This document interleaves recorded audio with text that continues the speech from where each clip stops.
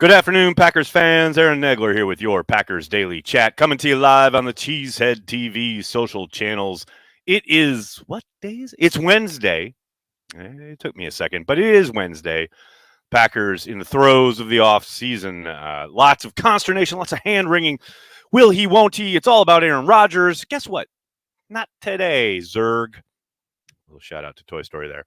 I'm going to talk about the young guys. I'm going to talk about so many players on this team, promising young talent that we saw across the board throughout this season start to come to the fore. Now, yes, are there plenty of guys that I'm sure you guys in the comments will bring up about how disappointing they were, how they didn't reach potential, or maybe didn't advance, blah, blah, blah.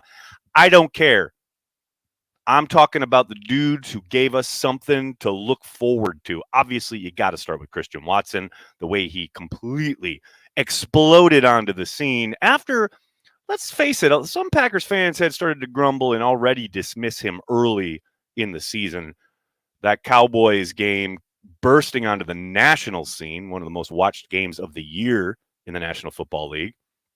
Clearly, from that moment on, you saw the potential. You saw the game-breaking ability. Regardless of who was at quarterback, by the way, you can tell what a major chess piece this kid is going to be going forward. And that's the other thing. Going forward, talk about potential. What's scary about Christian Watson, and this has got to get you excited as a Packers fan, all the narratives this offseason, you're going to hear about the quarterback position, obviously. You're going to hear about Aaron Rodgers, Jordan Love. You're going to hear about cap hell, right? You're going to hear about what are they going to do in free agency? Are they even going to be able to do anything in free agency? What are they going to do in the draft, etc. And down the line, and I get it. I understand it. It is all part of the offseason and moving forward and how this team is going to be constructed. But I'm telling you what, Christian Watson, what he displayed this year in the minimal kind of half a season, essentially, is only scratching the surface of his potential. Now, as with any rookie, when you talk about making that jump, right, from year one to year two, a lot, if not most of it, is down to him, the individual player, making the commitment to get better, to be great. And that is down to the player himself. I've seen nothing to suggest that Christian Watson won't absolutely attack this offseason the way every Packers fan in the world is undoubtedly hoping he will. Because let me tell you what, you talk about a special blue chip potential player sitting there for the Green Bay Packers in the next decade plus, Christian Watson's that guy. You talk about special players who tilt the field. Christian Watson is that dude. And he's only started. He hasn't even scratched his potential yet. As a Packers fan, that's got to get you incredibly excited. And then, of course, there's his running mate, Romeo Doubs, who showed us so much during training camp, so much during the regular season as far as his ability. You saw the glimpses, right? Now, you also saw some of the frustrations. Definitely saw the drops in the preseason, saw drops in the regular season. Hell, we saw a pretty devastating drop on Sunday night. But look, I could cut you up something from Devontae Adams' rookie year, his drops. I could cut you up something from Jordy Nelson early in his career with his drops. And the list goes on. There's plenty of Packers receivers who had, maybe not drop issues, but problems with drops in their rookie season.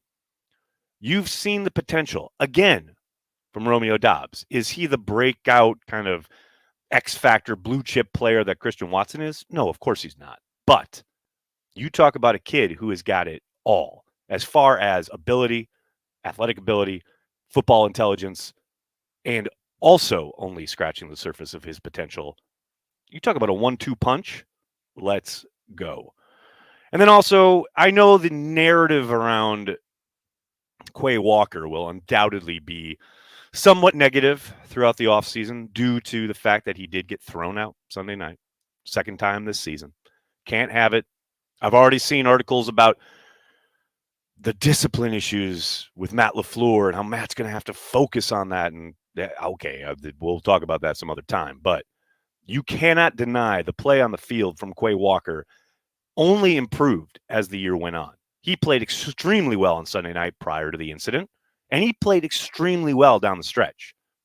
This kid was a bit inconsistent at times. He certainly started a bit rough early in the year as far as especially run defense, overrunning things, getting caught up in the wash, interior linemen getting up on him and erasing him from certain plays. All true, no doubt about it. But you also saw him really come into his own the last month of the season. I thought, again, he played extremely well Sunday night. And this is just, again, a rookie who now has a full offseason in the weight room, studying the playbook, getting into the scheme of things, and really kind of continuing to develop and hopefully make that big-time jump from year 1 to year 2. You talk about a cornerstone, someone you can really build a defense around. Quay is that guy. Again, I know I saw somebody citing his Wonderlic.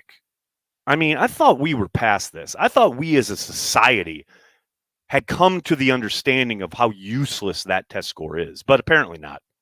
Apparently, we're going to continue to use it as a blunt instrument to bludgeon young men with when it has absolutely nothing to do with their ability on a football field.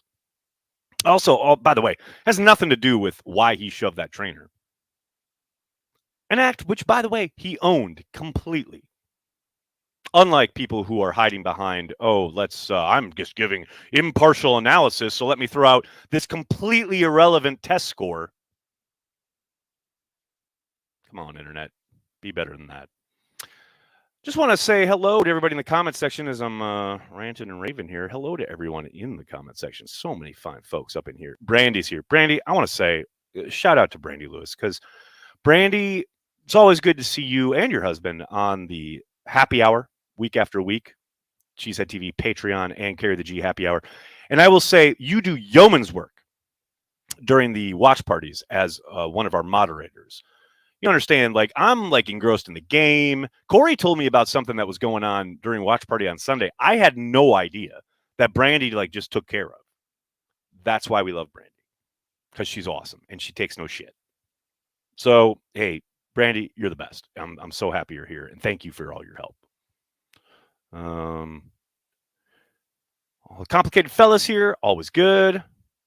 Jeff starts us off with a super chat. What's up, man? Now that they're eliminated, are they eligible for Hard Knocks, even if it's unwillingly? I do not believe they are. I mean, essentially, there's a very, kind of long kind of list of reasons or qualifications or demands that the NFL has as far as when they can make you do Hard Knocks. You have to miss the playoffs 2 years in a row. That's one of the requirements. So the Packers only missed 1 year in a row. So the NFL can't quite twist their arm on that one quite yet. Oh man, it would be fascinating though. It would be fascinating to watch a Hard Knocks. First, the NFL make the Packers do Hard Knocks, but then to watch how the Packers handled it. And by the Packers, I mean PR and 1265 Lombardi, how they would handle it. That'd be incredible. I mean, we know Matt doesn't want to do it. Matt is put it out there point blank. He doesn't ever want to have that in the building. I will say, though, they just got swept by a team that was on Hard Knocks this past year in the Detroit Lions. Interesting. You mean it didn't completely ruin their culture? It didn't absolutely expose all their secrets? It wasn't a competitive disadvantage? Huh, that's interesting. That's very interesting. Do Hard Knocks, people. It's fun. God forbid. You've seen fun, right? You know what that is. You've seen other people have it. Come on, 1265 Lombardi. Let your hair down a little bit. Jake, thanks for the super chat. Appreciate you all so much this season. Keep it up. Thank you, Jake. Appreciate you, man. Really appreciate it. Vex, what's up, man? Before I read your super chat, Vex, you're a real one, man. You're here every day. Appreciate you, man. Thank you so much. Remember when Murphy was going to clear up communication? Didn't seem to work, as this organization is lacking a cohesive plan. Also, this team forgot 12 needed fixing, and that's why Matt LaFleur was hired. Yeah, I understand what you're saying. There's the Murphy thing, right? But you got to remember, there's a lot of conversations that happen without the public knowing about them or knowing where they're headed and what they're trying to do. I mean, for all we know, there was always a plan as far as, okay, we're going to bring Rodgers back for a couple of years, and then we're going to transition to Love. We don't know, right? we'd have no clue what they've talked about behind closed doors. And I understand, like, you look at the contracts, you look at how they speak in public, and you think, oh my God, it's kind of a rudderless ship. But you have to think behind the scenes, there's a lot more going on than we're privy to. I mean, who knows? Maybe they are completely flying blind.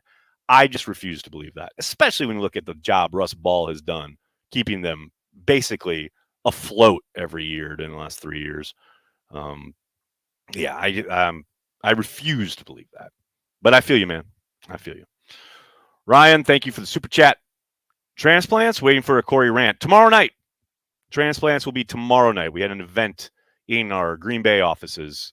Usually Transplants is produced out of Green Bay. Corey's at his house. A producer is in LiveX in Green Bay. And then I'm in the podcast studio here in New York. But tonight there's an event at LiveX. So we're going to be doing it tomorrow night. So set your calendars, people, because Corey's got some stuff to say, as he always does. Tomorrow night, Transplants. Luke, thanks for the super chat.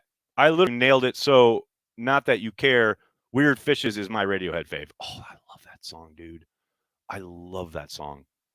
That's one of those songs that is really hard for me to return to, though, because it gets me really emotional every time I hear it. So, yeah. But awesome song, dude. I want to give a shout out. Who was that? Damien. I think that's really well put. Thanks for checking out the stream, by the way. Damien has a very simple message here. Quay is a stud, needs to mature. I think that's pretty clear and pretty obvious and point blank right. You know, you can be incredibly talented and still have to mature. I think that's exactly where Quay is. Still a very young man. Man, I was doing some stupid shit when I was his age, and he's way ahead of where I was. So, yeah, I'm with you, man. Abdul, thanks for the super chat. Longtime listener and a new Patreon member. Well, thank you for the support. Really appreciate it. Thanks for everything you do. If you were Matt LaFleur, what coaching staff changes, if any, would you make? That's an interesting question. I've said it a couple times. I would try to see if I could shake Justin Outten loose from Denver. He was the tight ends coach under LaFleur through the last 3 years, and then he went to Denver to be their offensive coordinator. He was calling the plays for Denver after Nathaniel Hackett got fired. I thought he did a really good job. I think he's a phenomenal young coach. I think he's got a ton of talent and a really bright future and a really creative offensive mind. You talk about an offense that is in need of said young, creative offensive mind. That's the Green Bay Packers. So I would try to get Outten back. But I know a lot has been talked about Nathaniel Hackett, and I get it. Totally understand it. And maybe that happens. I have no idea. But much more so than Hackett, I would try to get Outten back.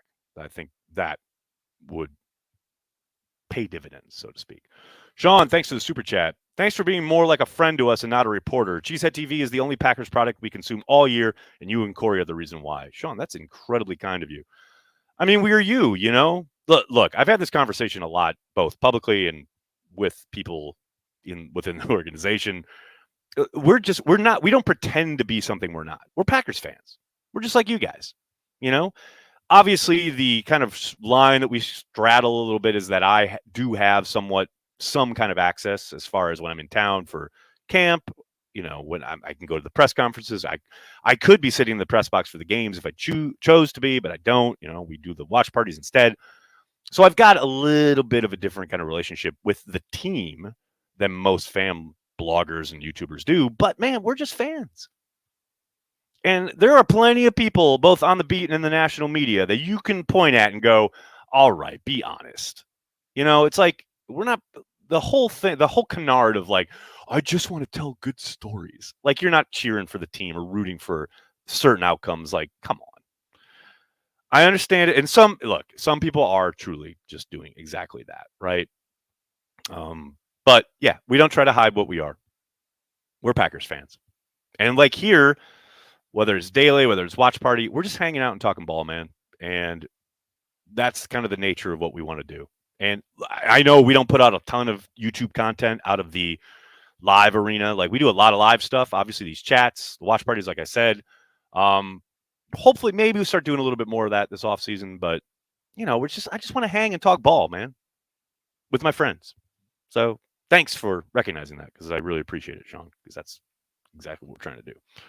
Robin, how are you, man? Thanks for the super chat. You said 1-2, but is it 1-2-3 with Torre? Kids got it. I like Torre a lot.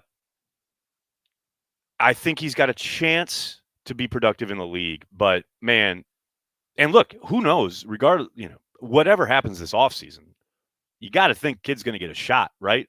At least to try and like contribute a little bit more, because between, I think Randall Cobb is probably done, although maybe not. Who knows what happens with Rodgers? Maybe he comes back. I don't know, but I think he's done, right? Sammy Watkins was an absolute miss. They'll undoubtedly try to bring in another vet, but they're probably going to be somewhat limited given the cap situation, right? Maybe they draft another guy, but yeah, Torre could get opportunities just because, man, they need to go young and have some young talent play a lot given their cap situation. So I don't mean to belittle or dismiss Toure's possibility as a player, right? But he's a 7th rounder for a reason. The upside just isn't there the way it is with the other two guys. That doesn't mean he can't be a very productive player in the NFL. I think he can be. I think he's shown, as you say, kid's got it. He's shown he belongs. Like, I'm not dismissing him. But, man, if you're the Packers, you got to try and do better. You got to try and find more guys with more upside. Again, I'm not trying to dismiss him. And look, who knows what happens with Allen Lazard? I tend to think Lazard's probably gone. So, again, more opportunities, right? Maybe he hits the weight room, bulks up a little bit. Maybe he can get a little bit more involved in the run game. Yeah, I'm with you. I'm not completely dismissing him. Smalls, thanks for the super chat. I feel like I'm taking crazy pills when hearing that the front office feels like they can run it back and have a chance at a Super Bowl after the 5th try. Okay, well, I'm glad you asked or put this out there, because I do want to kind of address that. I keep seeing this, people intimating that the front office wants to, quote, run it back. I haven't seen or heard any of that. I've heard Matt LaFleur say that he wants to keep his coaching staff intact and run that back. But I don't know where people are getting the Packers want to run it back with this group. I have not heard that at all or seen that anywhere. So I think maybe the message is getting mixed here a little bit.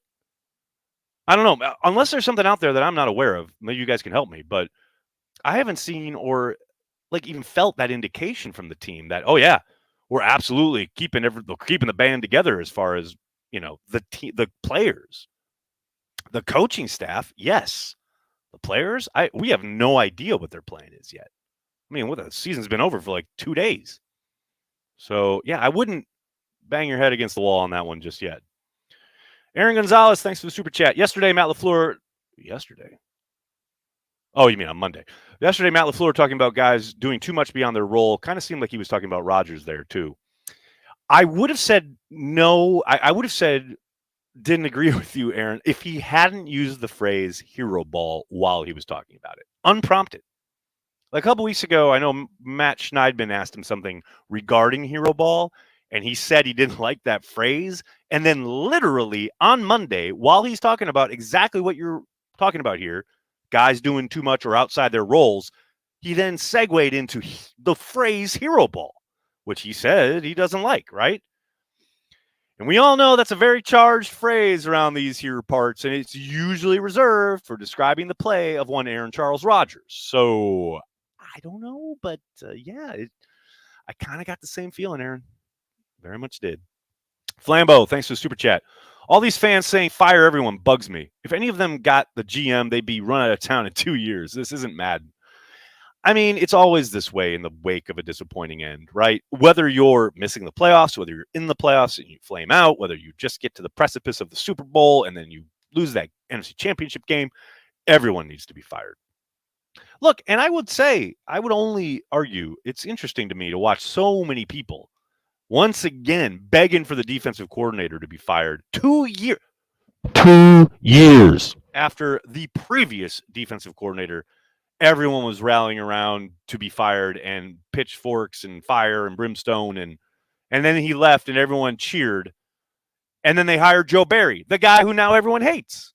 And I understand he wasn't a very popular hire. I get that. Like, Matt made the wrong choice, quote unquote. That's what the kind of narrative will be, right? But man, just because you get rid of somebody doesn't mean the next dude is going to be better or great. You know what I mean?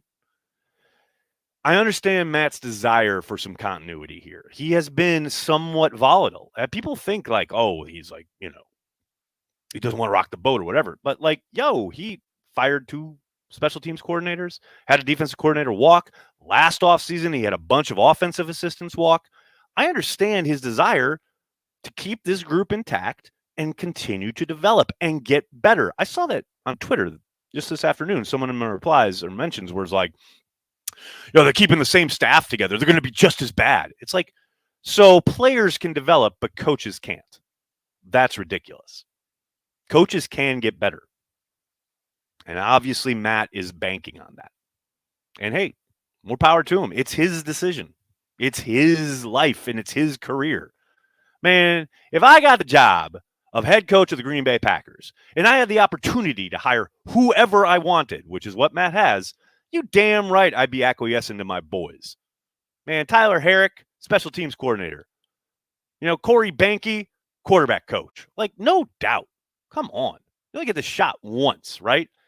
I'm going up to the heavens or I'm going down to hell with my boys. So I get it. Matt, thanks for the super chat. I asked last night if Green Bay would ponder taking a tight end in round 1, but after thinking about it, it feels more or most likely we target a safety with that pick. I tell you what, I think a safety is more likely than a tight end. Packers just have traditionally not viewed the tight end as a premium position. Now, again, as I said on Happy Hour last night, I say that, same could have been said about off-ball linebacker prior to the selection of Quay Walker last year, right? So who knows about norms and precedents and whatever. But yeah, tight end in round 1, especially at 15, that feels really rich. I talked about that on Beer and Ball with Billy. This morning. If you haven't checked that out, do so. It's here on the YouTube channel. He's all hot to trot for that kid from Notre Dame. Here's how much I keep up with the draft or college football. I had no idea who he was talking about. I know like maybe 2 college football players at this point. I'll get there. The combine will come and I'll have done my work. But like right now, I have no idea. So he was telling me all about it. And I'm like, I'm sure this kid is great. But a tight end at 15, the Packers, who usually want to select premium positions in their mind, premium, probably offensive tackle, defensive tackle, cornerback, maybe safety. Those are the positions that I would look at if I'm a Packers fan. But that's just me. Tyler, thanks for the super chat. How did we get from all gas, no brakes to this? Tyler, I would posit that we saw some all gas, no break on Sunday night when they chose to go for it on 4th and inches and hand the ball to Allen Lazard on an end around. No, I'm not bitter at all. Why do you ask?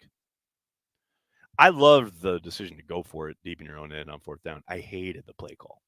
So, man, there's still all gas, no break. Matt goes for it on 4th down just as much, if not more, than most people in the league. They've been highly unsuccessful on 4th down. I mean, they are one of the worst teams as far as 4th down conversion rate goes in 2022. So they just haven't been very successful, but all gas, no break, baby. That's the mantra. Let's go. Randy, God bless you. Hey, bud, our Bucks game starts at 7. Bucks playing with the Atlanta Hawks. Is that ping pong? What sport is that? I kid because I love. Look, man, I don't pay attention to much now until the Brewers start. Although I'll be watching Chelsea, even though they're going to be a fucking disaster the second half of the season. Carl, thanks for the super chat. I'm really excited about Watson, Dobbs, Enigbare, Wyatt, Tom, and Walker. If they all take the year 2 step, so promising. Thanks for the season, Nags. Thank you, Carl. And yes, how could you not be excited about Enigbare? Holy cow. You talk about a kid who comes on the scene and is thrust into probably way more playing time than they were expecting as far as after Rashawn Gary went down. That kid showed so much promise. You talk about a high ceiling. I mean, he was outstanding. His win rate was incredible. Now he's got to put on some muscle. He's got to do a better job setting the edge and things of that nature. But yeah. And then you throw in Zach Tom. Are you kidding me? Devontae Wyatt, we'll see. I don't know. We just got to see him play more. I'm not completely sold one way or the other on the kid, but I definitely think we'll see more of him next season. Absolutely have to get him on the field. What else we got here? John, thank you for the super chat. Why do you think 12 seems to crumble under pressure now? It used to thrive under pressure, Dallas, Arizona playoff. But last 3 years or so, Father Time? I mean, Father Time is undefeated. Some of it, I think, is just reverting to kind of bad habits, and it's not a question of he wants to make a play, right? I do think there's absolutely something to the idea that, you get into a pressure situation and you start to kind of want to go to what's comfortable. You want to go to what you know and works well. The problem is they don't really, hell, what did we talk about the whole first half of this season? Never really had a bread and butter. They never really had an identity.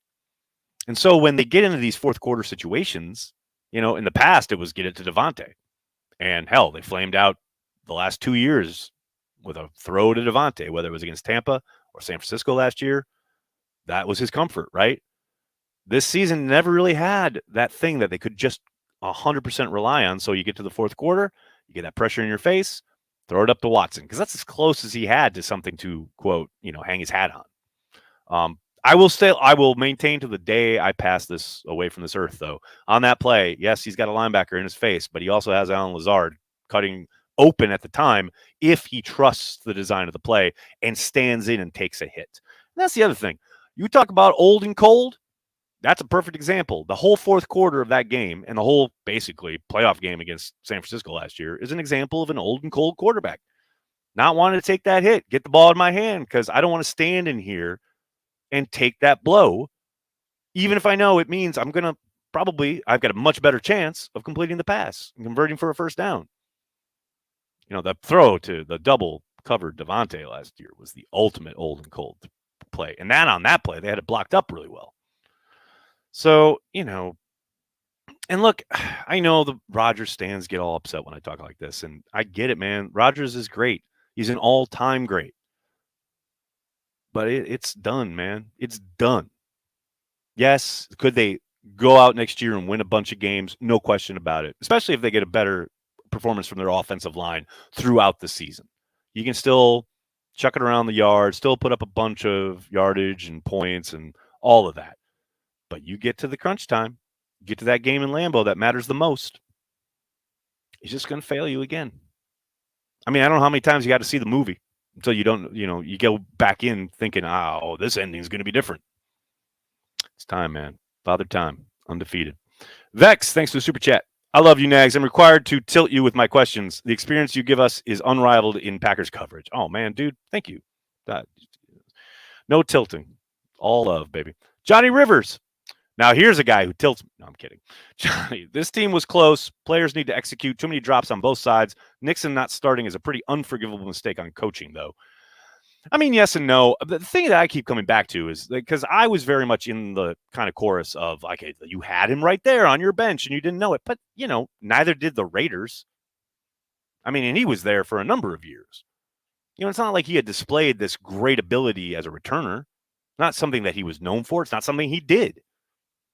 And he was the one kind of advocating for it. And then they finally tried him, and it was like, oh, wait, this kid can do it. Don't ever forget, the first return he had this year was a ball that was way above his head.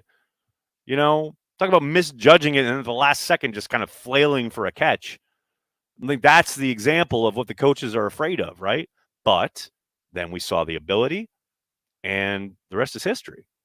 So I hear you. I understand the idea of like, oh, they had him on the bench the whole time, but it's not like he was this proven returner that had done it a bunch, And look, doing it in the game is what you got to see. Like, yeah, you could return punts with a jugs machine and a mush rush like of guys in practice who aren't allowed to hit you, but that doesn't mean anything. Until you do it in a game, it's very, very hard. Menace, thanks for the super chat. What do you take from 13's comments post-game? Loss aside, there definitely seem to be some shots across the bow aimed at 1265. I know a lot of people have talked about that, but I don't see that. I saw a guy this past offseason who took an opportunity because of a very unique contract situation, the fact that he didn't need to sign his tender and show up, so he didn't. And he hoped he would come in this season and put up big numbers, and that didn't happen. But he knows he's going to hit the market, and he's going to get paid big money. The Packers probably can utilize him better than any other team, but they're not going to be able to pay him the way other teams are going to be able to pay him. He knows that. So I don't think there's this great kind of feud that maybe we perceive publicly, but I think he, made a business decision this last offseason. He bet on himself, and it didn't quite pay off the way he hoped it would, but he's still going to get paid in free agency. I mean, the Chicago Bears are sitting there with $124 million in cap space. I think they can find a spot for Allen Lazard. And you talk about wanting to get back at your old team. Perfect way to do it. Go down there, work with Getsy and an offense that start doing that work against the Packers. I fully expect it to happen. I just think it's more business driven than it is personal, like animosity. Joe's Home Theater, thanks to the super chat. I think Barry is safe unless the Jets fire Saleh. I'm a big fan of Brian Flores' idea. Also, how much of a pay cut would 12 take to retire? Oh, I have no idea on the 12 thing. Although I did posit on Twitter earlier. Well, I think it was last night, coming off of our happy hour because we were talking about it. Mark Murphy should just offer him like a $50 million to $100 million marketing deal to retire. That doesn't affect the salary cap. He did the same thing to Brett Favre. Offered him $20 million to stay retired. Of course, Brett didn't do it. But, whatever you're set to pay Rodgers salary-wise, just say, like, hey, man, here's a 10-year, $100 million marketing deal. Thanks for everything you've done. I mean, that sure beats a Rolex. That's all I know. As far as, like, the Saleh thing, I don't think Saleh's going anywhere. He just let Matt LaFleur's brother go as his offensive coordinator, which I think is going to make things a little interesting the next time the LaFleurs and the Salehs get together. But, yeah, I love Saleh as a coordinator, D coordinator. And I actually think he's a pretty damn good head coach. They've got to figure out the quarterback position. Obviously, they're in New York with the Jets. But, yeah, I think Saleh's a good coach. So I would love it. And I like the Brian Flores idea as well, but I don't think Barry's going anywhere. Ed, thanks for the super chat.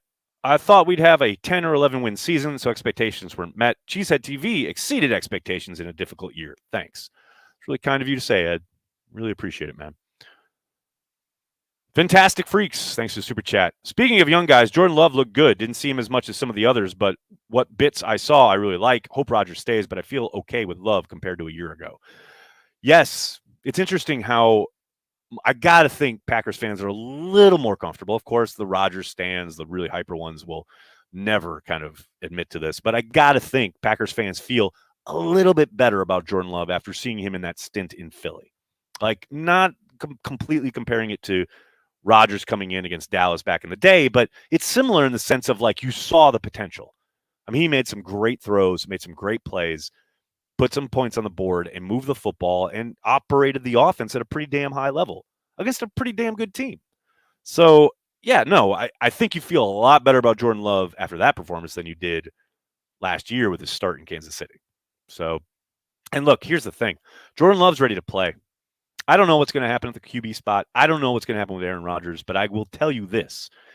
If Rodgers decides to come back, you better expect Jordan Love to demand a trade. Now, I don't think the Packers have to necessarily acquiesce to that demand, but it's coming because he is ready to play. Zero doubt about it. Gary, thanks for the super chat. Sunday night is fading fast. Onward and upward. There you go. There you go. That's what I'm talking about. That is it, baby. Dustin, thanks for the super chat. Nags just bought a house on Shadow Lane. Maybe I'll see you next season. Dustin, holy cow, you're going to be neighbors with Corey Benke? Amazing. Amazing. Rob, thank you for the super chat. We need a whole team. I've seen it for 2 decades now. An elite QB carry this team to the playoffs only to fail. I think that's what Brian has been trying to nudge him towards. All this focus on defense to try and build something up on that side of the ball. Now, hopefully we get a little bit better, more consistent performance on that side of the ball. But yeah, the superstar QB taking you all the way, I mean, you can still ride those coattails if you're able to land one of the premier prospects. Buffalo's doing it right now. Kansas City did it as well. You know, like, you got to be in position to get one of those guys. And I don't know, the Packers have that guy in Jordan Love, but clearly they took him as a very young project. Now it's, I think, time to transition to him and try to be a more complete team. I'm right there with you. Carl, thanks for the super chat. Something that frustrated me, I thought Clements was going to help 12 with his bad habits. It didn't seem to make any difference this year. Oh, yeah. Come on now. Tom Clements is there to drink wine and tell Aaron what's up. Great job, buddy. I'm sure he's there giving him coaching, and I'm sure he's breaking things down in the film room and blah, blah, blah. But it's not like you think anyone's going to be there giving hard coaching to 12 at this point? That ain't happening. Dustin, again, what's up, man? I think I'll be across the road 2 down from Corey. All right, man. I'm going to come see you. I'm going to come see you at training camp in the summer. So have some cold beer for me because I'm going to show up and say hello. All right, everybody, I'm going to have to get going. I can't thank you enough hanging out, talking Packers each and every day, Monday through Friday, right here on the Cheesehead TV social channels. Please do me a monster favor. Hit like on the video, subscribe to the channel, and then tell your friends and tell your family. Cheesehead TV, we are devoted to Green Bay Packers fans worldwide. I'll see you on Packer Transplants tomorrow night. Thanks a lot, everybody. Have a great night. Go Pack Go.